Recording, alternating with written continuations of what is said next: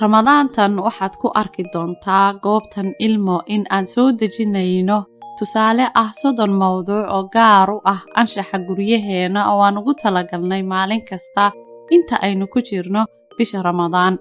Mawduucyadan ayaa ah kuwa ku saabsan anshaxa akhlaaqda ama qiyamka aynu leenahay. Waxaana ugu talagalnay in ay caruurta yaryar ka qayb qaataan soo gudbintiisa iyo soo jeedintiisaba.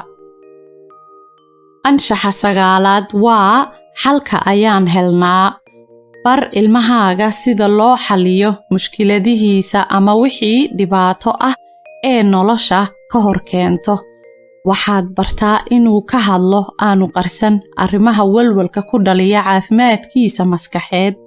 tusaale ahaan falaaqeeya nooca mushkiladu tahay, isweydiiya maxaa sababay, raadiya oo hirgeliya ugu yaraan 5 siyaabood oo loogu xallin karo mushkiladahaas, kadibna qiyaasa ama cabira natiijada ka soo baxda.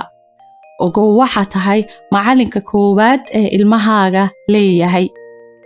mushkilad walba xalkeeda ayaan helnaa. iftiimi mustaqbalka ilmahaaga.